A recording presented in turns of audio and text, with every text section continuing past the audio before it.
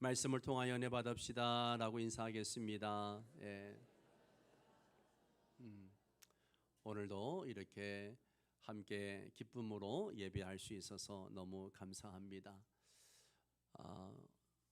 예수와 함께 사는 삶의 비밀이란 제목 가지고 이제 말씀을 나누려고 합니다. 얼마 전 성도들과 함께 이야기하는 중에 어떤 성도가 그런 이야기를 했습니다.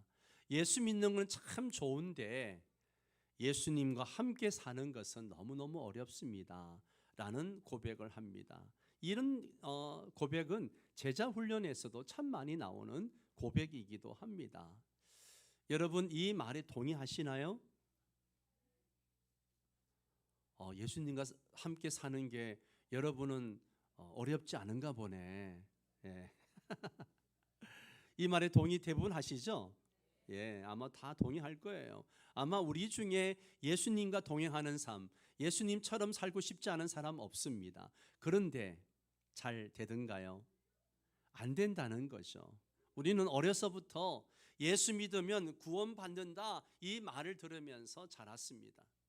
그래서 예수님을 믿는다는 사실을 이 머리로는 알고 있습니다. 그렇죠? 머리는 다 알고 있어요. 하지만 문제는 그 믿음이 내 일상의 삶에서 실제로 이게 드러나고 있느냐 하는 것입니다. 많은 성도들이 이렇게 말합니다. 목사님, 저는 예수님이 저를 위하여 십자가에 죽으신 것을 믿습니다.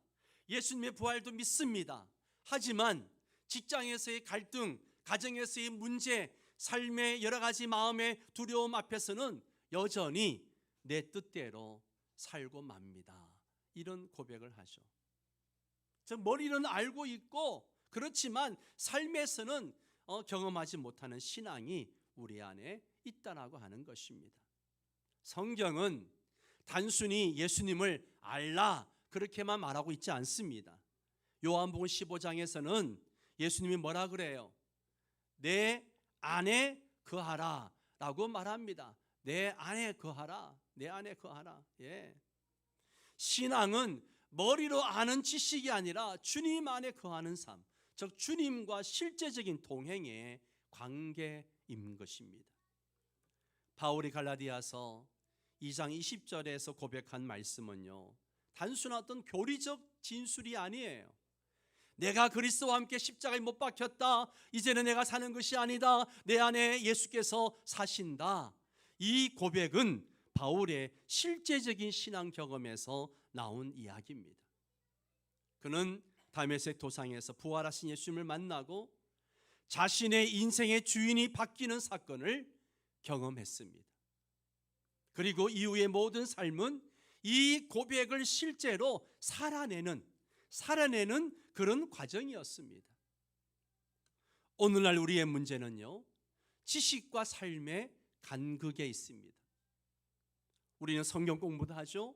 이렇게 예배도 드립니다. 말씀도 배웁니다. 기도도 하지만 실제 삶에서는 여전히 내가 주인 되어서 살아가는 모습이 있습니다. 내 뜻, 내 욕망, 내 감정이 나를 막 이끌어갑니다. 그래서 갈등이 생기기도 하고 상처가 깊어지고 기쁨을 잃어가는 것이죠. 그렇다면 우리가 신앙을 머리로 아는 차원에서 넘어서야 할 길이 무엇일까요? 그것은 바로 예수님과 함께 사는 삶을 실제로 우리가 살아내는 것입니다. 예수님이 내 안에 살아계시고 내 삶의 주인 되신다는 사실을 인정하면서 믿음으로 그분께 순종하며 살아가는 것이죠. 오늘 이 아침 주님께서 우리에게 도전하십니다. 너는 여전히 네가 주인 되어 살고 있지 않느냐? 네 삶의 자리를 나에게 내어주지 않겠느냐? 머리로 하는 신앙을 넘어서 나와 함께 사는 삶으로 들어오지 않겠느냐? 우리에게 말씀하십니다. 사랑하는 성도 여러분, 오늘 이 말씀 앞에 서서 우리는 결단하기를 원합니다. 지식으로만 알고 머리로만 믿는 그런 신앙에서 벗어나서 예수와 함께 죽고 예수와 함께 사는 삶의 신앙으로 나아가야 합니다. 저는 2주간에 걸쳐서 이 갈라디아서 2장 20절의 말씀을 가지고 예수와 함께 사는 삶의 비결에 대해서 말씀을 좀 나누려고 합니다. 이 시간을 통해서 우리 모두가 예수와 함께 사는 삶의 비밀을 붙드는 그런 시간 되시기를 바랍니다. 바울은 담대하게 선언합니다. 내가 그리스도와 함께 십자가에 못 박혔나니. 내가 그리스도와 함께 십자가에 못 박혔나니. 이 고백은 바울만의 고백이 아닙니다. 예수님을 믿는 모든 성도의 고백이 되어야 합니다. 예수님의 십자가 사건은 단지 역사 속의 한 장면이 아니라 믿는 자의 삶 속에 실제적으로 일어난 사건이기 때문입니다. 사도 바울은 내가 그리스도와 함께 십자가에 못 박혔다라고 고백하면서 우리 안에 있는 옛사람의 존재를 분명히 말하고 있습니다. 그렇다면 옛사람이란 누구인가? 옛사람이란 누구인가? 여러분, 옛사람은 자기 중심적으로 살아가는 나를 의미합니다. 하나님보다 나를 먼저 생각하고 하나님의 영광보다 내 영광을 추구하고 하나님의 뜻보다는 내 뜻을 앞세우는 삶, 이것이 바로 옛사람의 모습인 거죠. 주일에는 이렇게 교회 나와서 예배 드리지만 월요일부터 토요일까지는 내 마음대로, 내 욕심대로, 내 생각대로 살아가는 삶. 이런 삶은 하나님을 그저 내 인생의 일부로 여기고 진짜 주인은 여전히 내가 주인인 것이죠. 이것이 내가 주인 되어 살아가는 모습이라고 하는 것입니다. 또한 죄와 욕망에 사로잡힌 나의 모습이 옛사람의 모습인 거죠. 옛사람은 죄의 본성에 끌려다니는 존재입니다. 분노를 주체하지 못하고 마음속에 미움과 시기, 질투에 사로잡히고 음란과 탐욕에 쉽게 무너집니다. 그래서 바울은 에베소서 4장 22절에서 이렇게 말합니다. 함께 읽을까요? 너희는 유혹의 욕심을 따라 썩어져가는 구습을 따르는 옛사람을 벗어버리고. 유혹의 욕심을 따라 썩어져가는 구습을 따르는 옛사람을 벗어버리라. 옛사람은 옛 본성이라고도 하는데요, 죄의 지배 안에 살아가던 때의 삶을 의미하는 거죠. 예수 믿기 전의 삶을 의미하는 겁니다. 결국은 멸망으로 향하는 존재입니다. 그저 순간적인 쾌락과 욕심을 채우려다 보면 잠깐은 즐거울지 몰라도 결국은 마음은 공허해지고 죄책감만 남습니다. 이것이 바로 옛사람의 열매인 거죠. 그리고 자기의와 자기 자랑으로 가득한 나가 옛사람의 정체입니다. 옛사람은 단순히 세상적으로 타락한 모습만이 아니에요. 때로는 신앙생활 안에서도 많이 드러납니다. 나를 남들보다 열심히 신앙생활 했다고 하는 그 교만, 나는 누구보다 많이 봉사하고 헌금도 많이 했다라고 하는 자기의, 나는 저 사람보다 낫다라고 하는 그 비교와 자랑. 여러분, 바울이 율법주의에 매여 살던 모습이 바로 이런 삶, 전형적인 옛사람의 모습이 아니었던가요? 바울이 그랬습니다. 겉으로는 경건해 보이지만 실제로는 자기의에 사로잡혀서 하나님을 온전히 의지하지 못하는 것이죠. 성도 여러분, 우리 안에도, 내 안에도 이런 옛사람이 여전히 꿈틀거리고 있지 않습니까? 가정에서는 나의 교만과 나의 고집이 주인 되어서 내 가족들을 막 힘들게 하고, 직장에서는 성공과 인정 욕구가 내 삶을 지배하고, 교회 안에서는 주님을 위한 섬김보다도 나를 드러내고 나의 인정을 받으려고 하는 마음이 앞설 때가 있습니다. 맞습니다, 여러분. 저도 제 안에 여전히 이런 옛사람이 살아있는 모습을 너무너무 많이 봅니다. 내 마음대로 하고 싶고 죄의 유혹에 끌려가는 나의 모습이 있습니다. 그것 때문에 괴로울 때가 많습니다. 그러나 성도 여러분, 복음은 우리를 절망 속에 두지 않습니다. 옛사람은 예수님과 함께 십자가에 못 박혔다라고 선언합니다. 나는 할 수 없지만 주님께서 이미 십자가에서 그 옛사람을 죽이셨습니다. 이제 우리는 옛사람을 벗어버리고 새 사람으로 살아가야 합니다. 그럼 십자가에 못 박혔다는 의미가 무엇일까요? 분명히 바울이 십자가에 못 박혔나니 라고 했는데 십자가에 못 박혔다는 의미가 뭘까요? 이것은요, 완전한 죽음, 단절을 의미합니다. 그냥 못 박혔다는 그 말은요, 단순히 살짝 다친 것이나 어떤 부분적인 변화를 의미하지 않습니다. 십자가에 못 박힌다는 것은 완전한 죽음, 옛사람과의 철저한 단절을 의미합니다. 로마의 십자가형은요, 그 시대에서 가장 잔혹한 그런 철저한 사형 방식이었습니다. 따라서 바울의 고백은요, 옛사람이 조금 고쳐진 것이 아니라 완전히 죽었다라고 하는 선언입니다. 십자가에서 우리의 옛사람은 완전히 죽었습니다. 아멘. 우리의 옛사람은 완전히 죽었어요. 두 번째는 더 이상 옛사람이 권세를 행사하지 못한다는 의미입니다. 여러분, 죽은 사람은 더 이상 움직이지도 말도 하지 못합니다. 마찬가지로 옛사람이 십자가에 못 박혔다면 더 이상 내 삶의 주도권을 내가 지지 않는 거예요. 주님께 내 삶의 주도권을 내어주는 겁니다. 골로새 3장 3절은 이렇게 말합니다. 우리 함께 읽겠습니다. 이는 너희가 죽었고 너희 생명이 그리스도와 함께 하나님 안에 감추어졌음이라. 아멘. 바울은 너희는 이미 죽었다라고 이야기합니다. 죽었고 너희 안에 예수의 생명이 함께 있다라고 말합니다.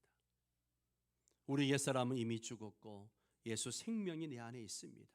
그렇기 때문에 성도의 삶은 옛사람의 욕망이 끌고 가는 삶이 아니라 그리스도 안에 감추어진 새로운 생명으로 살아가는 삶입니다.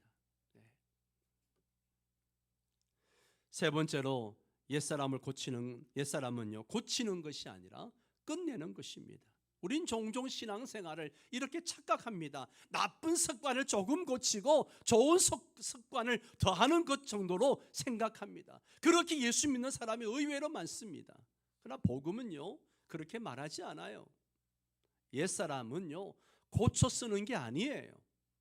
하나님은 옛사람을 조금 착하게 만드는 것이 아니라 아예 십자가에 못 박아 끝내버리신 거예요. 그래서 예수님 믿는 것은요, 개선된 나가 아니라 죽은 나, 그리고 새롭게 태어난 나입니다. 요즘 지방의 시골에 빈집을 사서 리모델링해서 사는 사람들이 많습니다. 어떤 사람이 낡은 집을 사서 좀 개조해서 살려고 막상 뜯어보니까 너무너무 낡아서 도저히 수리해서는 사용할 수 없었습니다. 그래서 결국은 리모델링이 아니라 철거를 결정하고 새로 짓기로 했습니다. 여러분, 옛사람도 마찬가지예요. 그냥 조금 손질해가지고 조금 다듬어가지고 쓸 수 있는 것이 아니라 철저히 무너뜨려야 새 사람이 세워지는 겁니다. 여러분, 자꾸 신앙생활에 넘어지고 실패하는 이유가 뭐예요? 바로 이것 때문이에요. 완전히 새롭게 태어나야 되는데 적당히 고쳐보고 적당히 좀 타협해보고 그렇게 살려고 하니까 신앙생활에 진보도 없고 그냥 늘 10년 20년 믿어도 발전이 없는 것이죠. 내가 십자가에 못 박혔나니 이 고백을 바울은 과거 시제로 고백했지만요, 동시에 이것은 현재적 적용이 필요합니다. 갈라디아서 5장 24절 말씀 보세요. 함께 읽습니다. 그리스도 예수의 사람들은 육체와 함께 그 정욕과 탐심을 십자가에 못 박았느니라. 예, 여기 보세요. 그리스도 예수의 사람들은 육체와 함께 뭘 못 박았어요? 그 정욕과 탐심을 십자가에 못 박았느니라. 과거에 이미 끝났다는 사실을 믿고 현재 내 삶에서 매일 그 믿음을 적용하며 살아야 됩니다. 성도 여러분, 우리 안에 옛사람은요, 여전히 살아서 꿈틀거리고 있습니다. 예배 드릴 때마다 우리가 결단도 하고 말씀을 읽고 묵상할 때마다 말씀대로 살겠다고 결단하지만 삶으로 나아가면, 직장에 가면, 가정에 들어가면 고개를 다시 듭니다. 나는 여전히 부족하다는 좌절이 또 찾아옵니다. 그러나 복음은요, 분명히 선언합니다. 옛사람은 이미 십자가에 못 박혔습니다. 이제 우리는 옛사람이 다시 살아나려 할 때마다 믿음으로 선포해야 합니다. 따라서 합니다. 나는 이미 죽었다. 이제 내 안에 그리스도께서 사신다. 나는 이미 죽었다. 나는 이미 죽었다. 이제 내 안에 그리스도께서 사신다. 이걸 선포해야 됩니다. 그러면 옛사람을 십자가에 못 박지 못할 때 생기는 문제가 뭘까요? 우리가 옛사람을 붙잡고 살면 어떻게 될까요? 여러분, 신앙과 삶의 괴리가 생긴다는 거예요. 옛사람이 여전히 살아있으면 교회에서는 경건해 보이지만 삶의 자리에 돌아가면 여전히 다른 모습으로 살게 되는 거죠. 예배당에서는 그저 주님만이 나의 주인이십니다 그렇게 고백하지만 집에 돌아가면 분노와 고집으로 가족들을 힘들게 하고 직장에서는 욕심과 경쟁심에 끌려다닙니다. 이렇게 되면 신앙과 삶 사이에 큰 괴리가 생기고 결국 주변 사람들에게 위선적인 신앙으로 비칠 수 있습니다. 두 마음을 품은 자는 모든 일에 정함이 없다라고 했습니다. 옛사람을 십자가에 못 박지 않으면 성도는 두 마음을 품고 살게 되고 그 삶은 흔들리며 무기력해집니다. 또한 죄의 습관이 여전히 나를 지배하게 됩니다. 옛사람은 죄의 욕망의 성향을 가지고 있어요. 죄의 본성을 가지고 있는 거죠. 그래서 옛사람이 살아있으면 늘 죄의 습관으로 끌려갑니다. 회개하고 또 회개해도 또 삶의 자리를 가면 또 끌려가는 거예요. 예. 작은 유혹에도 쉽게 넘어지고 반복되는 죄의 굴레에서 벗어나지 못하는 거예요. 결국 죄책감 속에서 무너지고 신앙의 기쁨을 잃어버리게 됩니다. 그래서 바울에게도 이런 모습이 있었어요. 바울이 한 고백을 보세요. 내가 원하는 바 선은 행하지 아니하고 도리어 원하지 아니하는 바 악을 행하노도다. 사도 바울 같은 사람 안에도 늘 옛사람이 살아있는 거예요. 그 옛사람이 자꾸만 죄를 짓도록 끌고 가는 거예요. 내 마음은 선을 행하고 싶고 하나님의 뜻대로 살고 싶은데 근데 살아보면 어때요?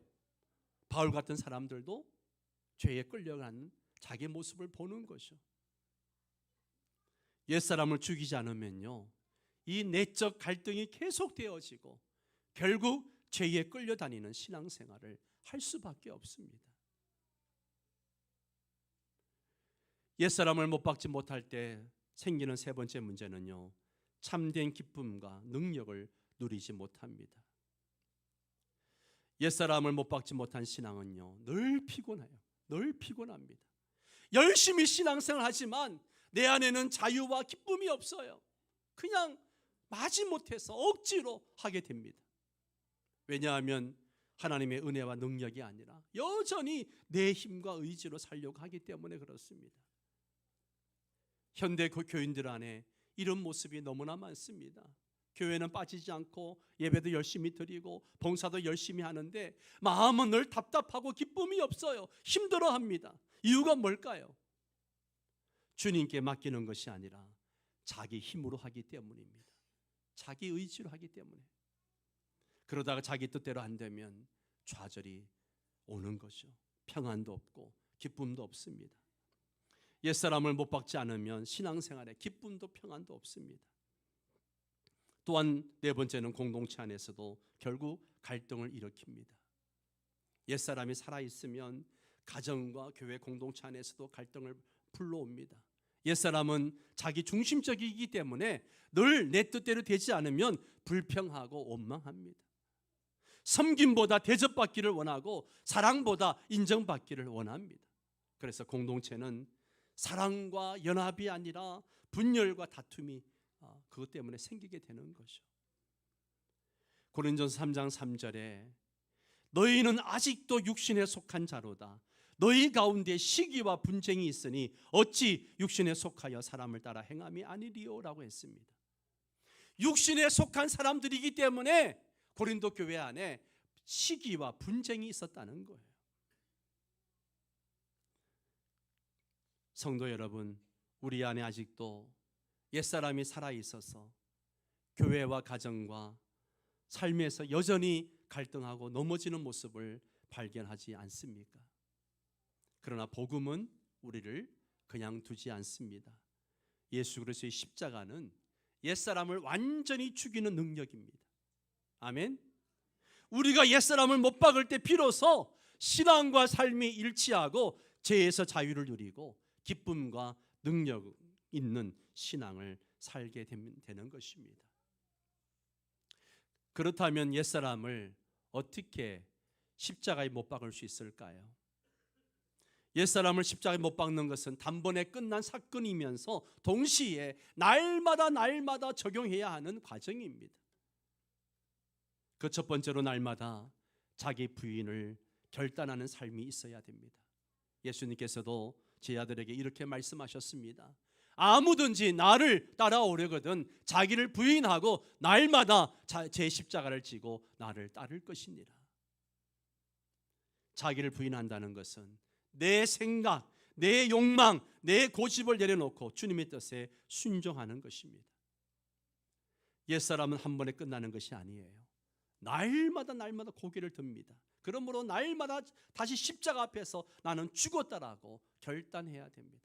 아침마다 이렇게 고백해야 됩니다. 주님, 오늘 하루 제 안에 옛사람을 못 박습니다. 제 고집과 욕심과 교만을 내려놓습니다. 오늘 내가 아니라 예수님으로 살게 하옵소서. 기도할 수 있어야 돼요. 그리고 말씀과 성령의 능력으로 옛사람을 다스려야 됩니다. 여러분, 우리 힘으로는 옛사람을 십자가에 못 박을 수 없어요. 해봐서 알잖아요. 우리가 그동안 얼마나 많이 결단하고 결심하고 회개했습니까? 옛사람을 십자가에 못 박는 것은요, 내 힘으로 안 됩니다. 오직 하나님의 말씀과 성령의 능력으로만 가능합니다. 그래서 에베소 6장에서 바울은 하나님의 전신갑주를 입으라고 말씀하고 있는 거예요. 말씀과 기도로 무장할 때 옛사람을 제압할 수 있습니다. 성령께서 날마다 우리 안에 역사하시며 너는 이미 죽었다, 이제는 새 사람이다 확정해 주십니다. 어떤 성도의 고백입니다. 늘 화를 참지 못하는 그런 상황이었는데 말씀을 붙잡고 기도하기 시작했다고 합니다. 늘 아이들하고 남편하고 막 얘기하다 보면 화가 올라가지고 막 참지 못했다는 거예요. 화가 올라올 때마다 사랑은 오래 참고 사랑은 온유하며, 이 고린도서 13장의 말씀을 계속 암송하고 되뇌이면서 기도하니까 이 화가 점점 가라앉고 마음이 차분해지고 달래지기 시작했다라고 고백을 했습니다. 말씀과 성령이 옛사람을 눌러주신 거죠. 옛사람을 못 박는 것은요, 거창한 것이 아니에요. 작은 선택 속에서 드러납니다. 가정에서 내 주장보다 배우자의 의견을 존중하는 거예요. 직장에서 불의의 이익을 거절하고 정직을 선택하는 겁니다. 교회에서 내가 드러나고 싶은 마음을 내려놓고 묵묵히 섬기기로 선택하는 거예요. 바로 이런 순간순간의 선택이 모여서 옛사람을 십자가에 못 박는 그런 실제가 되는 거죠.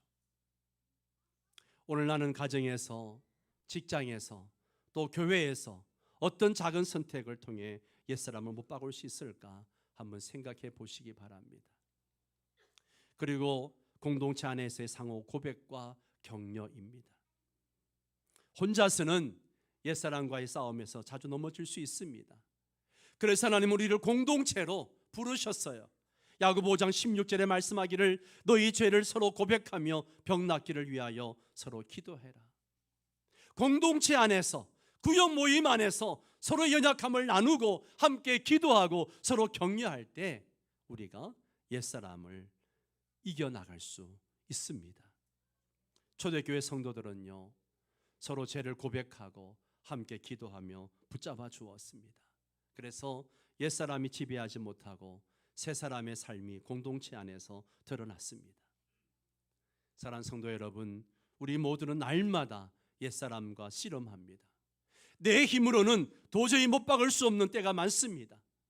그러나 십자가의 능력과 성령의 도우심을 의지하면 우리는 옛사람을 날마다 못 박을 수 있습니다. 오늘도 작은 선택 속에서, 기도와 말씀 속에서, 또 공동체의 격려 속에서 옛사람을 십자가에 못 박으십시오. 그때 우리 삶 속에 진짜 예수님이 드러나게 되는 줄 믿습니다. 여러분, 우리가 이 옛사람을 못 박을 수 있는 것은 바로 이러한 결단들이 우리에게 있어야 됩니다. 우리의 결단은 더 이상 옛사람이 내 삶을 지배하지 못하도록 십자가 앞에 나 자신을 내려놓는 것입니다. 이 결단을 할 때 성도의 삶은 어제와 다른 새로운 삶으로 바뀌게 될 줄 믿습니다. 이제 말씀을 붙잡고 함께 기도하기를 원합니다. 여러분, 오늘 말씀처럼 우리는 먼저 옛사람을 십자가에 못 박아야 합니다. 아직도 죽지 않은 내 자, 내가 주인 되어 살고자 했던 그 교만들, 그리고 내 마음을 붙잡고 있던 죄의 습관들, 주님 안에 그 숨기고 싶었던 어두움들, 이 시간 십자가 앞에 내려놓읍시다. 주님께서 우리 옛사람을 오늘 이 자리에서 완전히 처리해 주시도록 깊이 고백할 수 있기를 바랍니다. 또한 질병과 어려움 속에 있는 성도들, 낙심하고 지쳐있는 가정들을 위해 기도합시다. 주님의 치유와 회복을 구합시다. 그리고 우리 자녀들을 위해 기도합시다. 혼탁한 시대를 살아가는 자녀들을 붙잡고 주님께 붙드시고 믿음과 진료의 길을 인도해 달라고 중보하며 기도하기를 원합니다. 우리 함께 통성으로 기도하도록 하겠습니다.